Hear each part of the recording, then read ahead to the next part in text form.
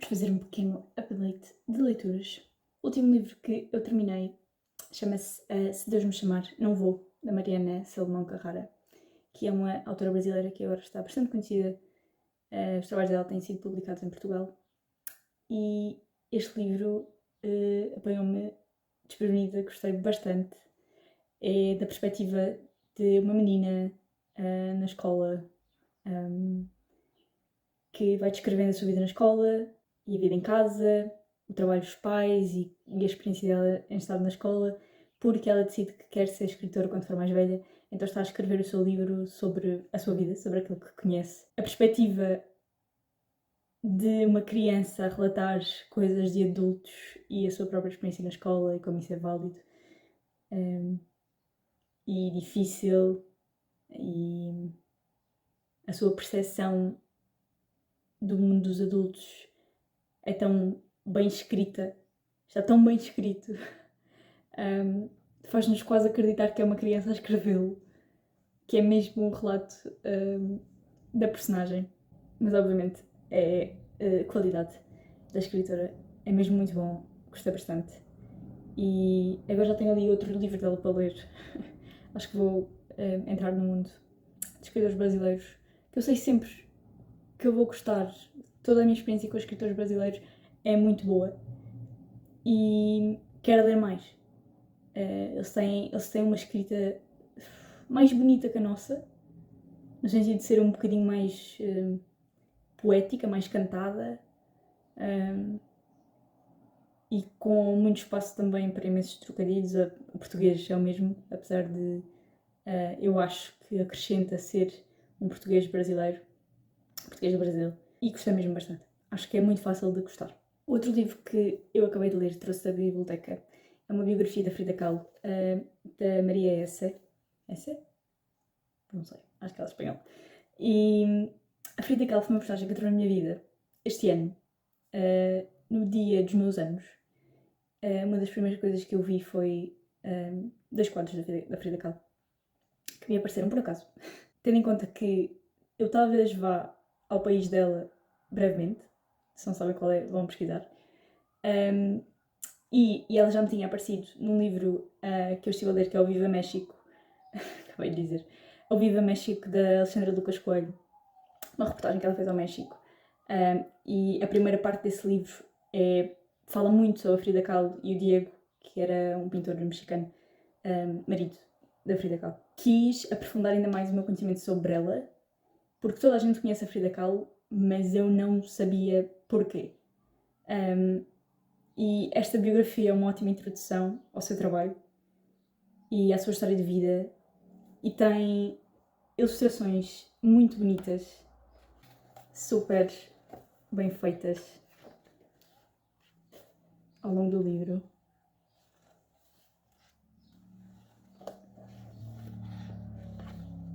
E vai explicando todos os problemas de saúde que ela teve e a sua trajetória enquanto artista, como é que ela se tornou conhecida. O livro lê-se super bem e tem muitas ilustrações, algumas até são recriações dos quadros dela, e no fim tem todos os quadros dela aqui. Exato. E as recriações que foram aparecendo ao longo do livro e a explicação de um bocadinho dos quadros. E li isto com a minha avó, até a minha avó estava super interessada na vida dela. E basicamente foi lido de uma sentada só. Ele é muito pequenino, fácil de ler. E gostei imenso. Eu há muito tempo que não lia uma banda desenhada ou uma novela gráfica. E gostei bastante. Por acaso esta é uma biografia, mas eu acho que podia ler mais este tipo de livros, porque eles são lindíssimos, dá mesmo vontade, nem parece que estamos a ler, parece só uma experiência visual super interessante. Entretanto, vamos passar para os livros que eu estou a ler.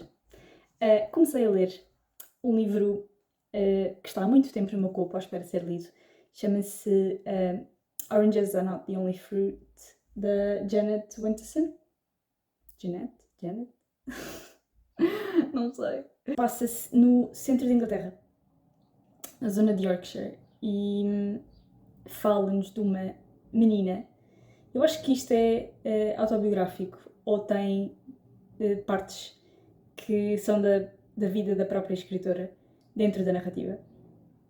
Mas fala-nos de uma rapariga que cresceu numa casa super católica, onde a mãe fez questão de incutir todas as histórias da Bíblia e todos os santos e a importância de acreditarmos num ser superior e Deus como uma figura que devia guiar a nossa vida. E quando ela faz 7 anos, tem que ir para a escola. Ela vivia até então em casa da mãe, a ser educada através da religião pela mãe. E aos 7 anos tem que ir para a escola. Tem que ir para a escola numa altura em que a Inglaterra era o grande trabalho eram as minas, e o início do livro está-se a focar muito nessa entrada na escola e o contraste entre a realidade com o que ela conhecia e o que ela foi aprendendo da mãe e o que ela achava que o mundo era guiado pelos santos e que toda a gente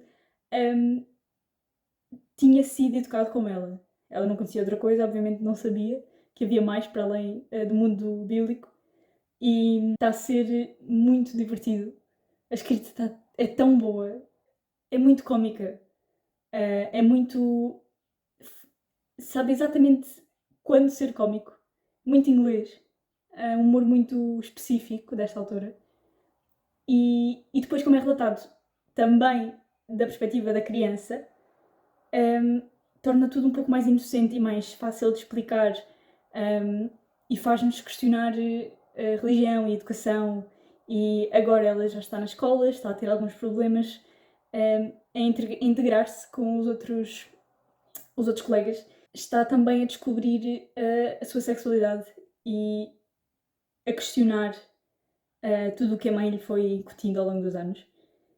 E eu estou para aí a 30%, exato, 35%, mas estou a gostar muito, muito, muito.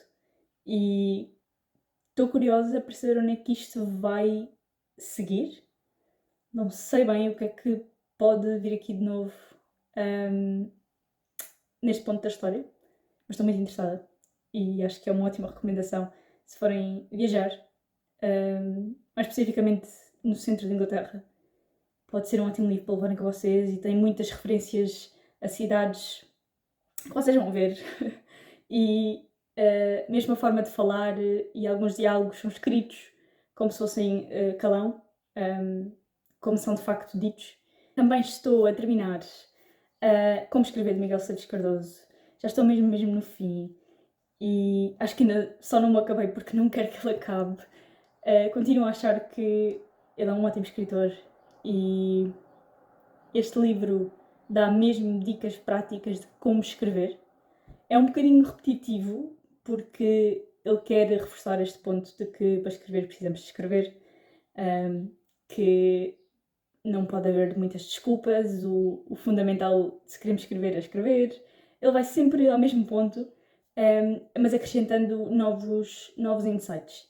E dá mesmo dicas de como fazer e como não deixar que a vida se meta no meio, tornar isso um hábito, não querer escrever só para um dia ter um livro. Não, escrevam porque escrever é essencial, porque escrever é uma das ferramentas que nós temos mais poderosas de nos conhecer a nós e de compreender os outros.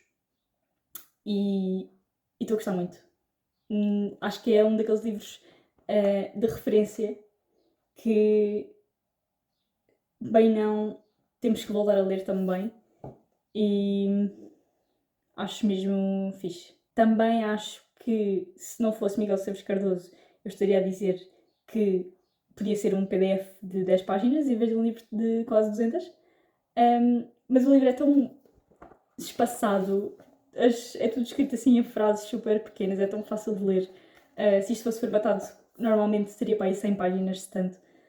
E dá mesmo vontade de o ler. Ele é muito bom a transmitir pensamentos e é muito bom usar a língua portuguesa. É mesmo um escritor português bom, que eu admiro. E ter um livro dele especificamente sobre como escrever deixou-me muito entusiasmada e não está a desiludir, está dentro das minhas expectativas. Entretanto, fui este fim de semana a Lisboa e a Óbidos também. Estive no Fólium, que é um festival de literatura que eu gosto imenso. E basicamente numa cidade pequenina como Óbidos, dentro das muralhas, livros por todo lado, livrarias, espaços com escritores, conversas literárias. É um sonho. Uma igreja que é uma livraria. É muito bom. E trouxe 2 livros deste fim de semana. O primeiro deles foi comprado em Lisboa, numa livraria chamada Palavra do Viajante, que é um sonho para qualquer pessoa que goste de viagens. Eu fui fazer uma tatuagem e, muito perto da localização, estava a ver livrarias para onde ir e apareceu-me esta e eu tenho que ir lá. Sei lá, quase uma hora, basicamente, a ver livros sobre todos os países do mundo. E o que veio comigo foi um livro que eu já tinha visto, que não está à venda nas livrarias, já escutou, que se chama Indochina. É do Jorge Vassallo, é um líder de viagens que eu sigo há algum tempo no Instagram. E este foi um dos primeiros livros dele. Acho que foi lançado em 2016, exatamente. 2016, e é sobre o Vietnã, o Laos e o Camboja, Indochina.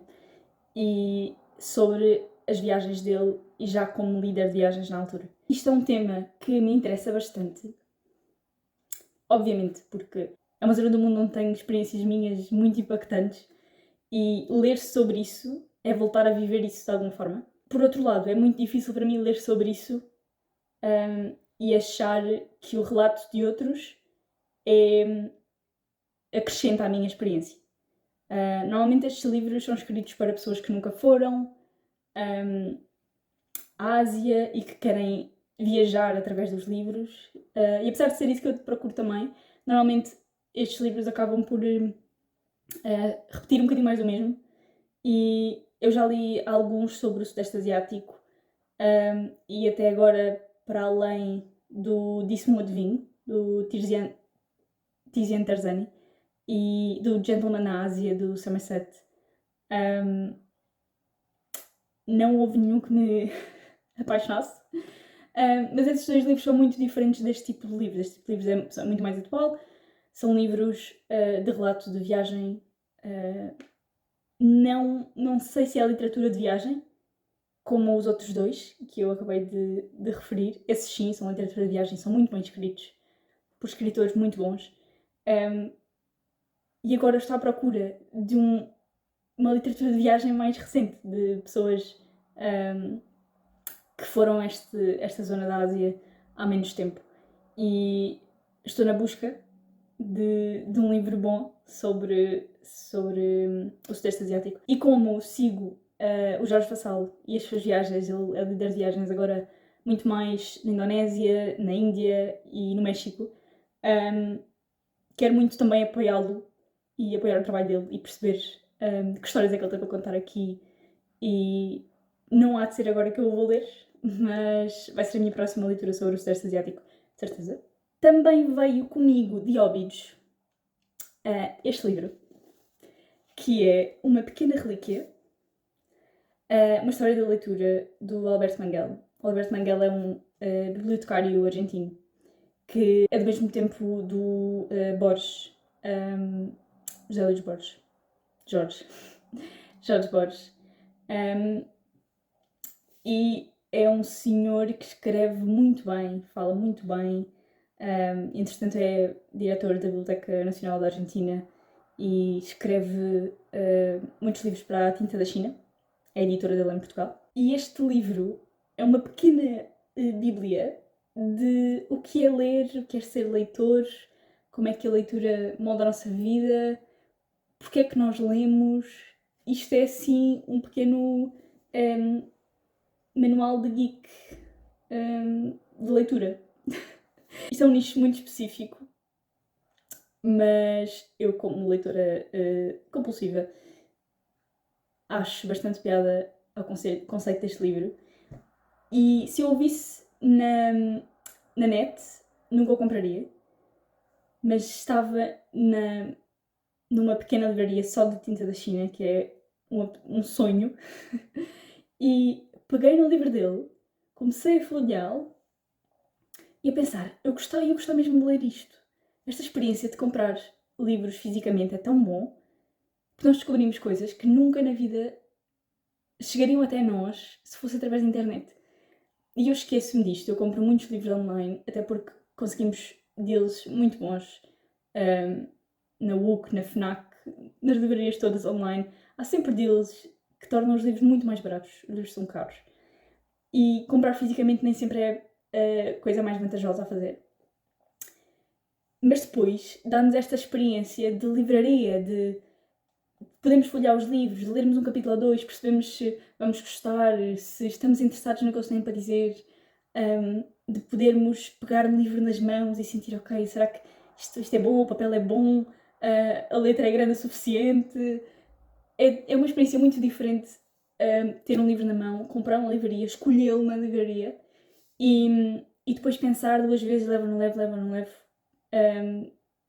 em vez de ser só à distância de um clique de pagar online. E esta história de comprar livros em livrarias fez-me pensar sobre como eu tenho dito que eu não quero comprar livros porque eu tenho uma estante cheia a abarrotar de livros, muitos que eu já li, que eu adoro, e muitos outros que eu acho que vou gostar bastante e que ainda não li, ainda não me apeteceu ler. Mas comprar livros, e mais especificamente comprar livros numa livraria, dá um prazer tão grande, é tão bom para quem gosta de ler, comprar um livro e estar entusiasmado para lê-lo assim que o compra, que eu acho que vou adotar um bocadinho mais essa perspectiva para mim própria no futuro, de ir a uma livraria quando quer comprar livros. E de poder folheá-los e de poder ter 3 ou 4 na mão e escolher, ok, agora o que me apetece mesmo ler é este e este. E vêm comigo e vou começar a lê-los, porque de todas as vezes que eu fiz isso, tive uma experiência ótima. Porque era aquilo que eu queria ler no momento. E não dei margem para um livro ficar na minha estante à espera de ser lido. Aquilo era mesmo o que eu queria, eu comprei, eu li-o.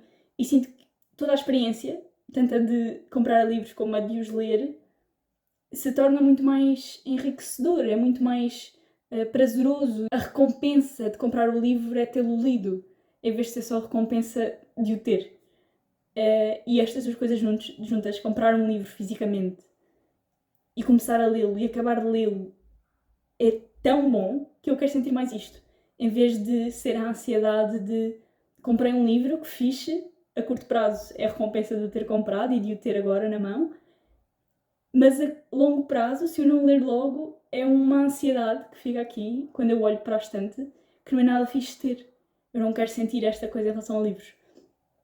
E para isso tenho que começar a ler os que tenho na estante e, quando os for comprar, quero comprar mais numa livraria para ter esta ligação física ao livro e não ser só uma coisa abstrata, porque na net é muito fácil comprar livros, é muito tentador. Mas quero voltar a comprar livros físicos e comprá-los só mesmo se eu tiver muita vontade de os começar e de os ler logo e estiver mesmo entusiasmado.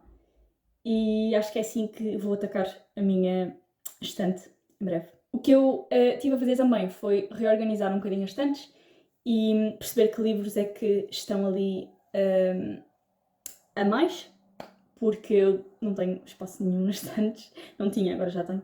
Ainda preciso de guardar estes novos que trouxe e, com isto, acabei por selecionar alguns livros que quero dar à biblioteca, que já me deu tantos livros na vida, já li tantos livros da biblioteca e acho que faz sentido, são livros que eu ou já li ou não quero ler de todo e sei que não vou ler no futuro próximo, e se tivesse que escolher daqueles 100 que tenho ali, estes podem ir embora. Aqui a pilha que eu escolhi. Basicamente, este aqui eu já li há muitos anos e não vou ler outra vez. É uma sequela do Harry Potter. Aliás, sequela do Harry Potter. Depois este aqui da Rita da Nova eu li há pouco tempo. Comprei-o, mas não adorei. Acho que muito provavelmente não o vou voltar a ler. Gostei de ter lido, mas pode ir para outras pessoas que gostem de ler. Este aqui já li, acho, não é o meu estilo, não. Este aqui comprei há muitos anos, porque era super falado na altura, nunca o li, ele está na estante, já está a ficar com a lombada sem cor e tudo, há tantos anos que está ali parado. Este aqui já li, mas acho que não vou voltar a ler, este aqui já li e também não faço questão de o ter. E este aqui comprei por impulso e gostava muito de o ler, mas as letras são tão pequeninas que eu acho que nunca vou pegar nela por causa disso. Então mais vale ir para a biblioteca. E entretanto, para ter algum espaço ali ainda, desocupar algum espaço, criei aqui este pequenino canto, que basicamente tem os meus livros favoritos. Temos aqui um mini altar de Sally Rooney, só falta aqui um pequeno conto dela que eu não tenho. Depois aqui são livros de não ficção, alguns dos meus favoritos, Atomic Habits, Why We Get Sick e o tal livro que eu referi sobre a Ásia. E depois aqui temos em inglês alguns, Just Kids, da Patti Smith, Americana, de Chimamanda, Quando as girafas baixam o pescoço, do Sandra Williams Junqueira, Saramago, Ensaio sobre a cegueira e Carlos Ruiz Zafón, A Sombra do Vento. Basicamente estes são os livros que merecem que eu olhe para eles todos os dias, que me lembro no quão bom eles são. E também daqueles que eu provavelmente vou reler mais rápido.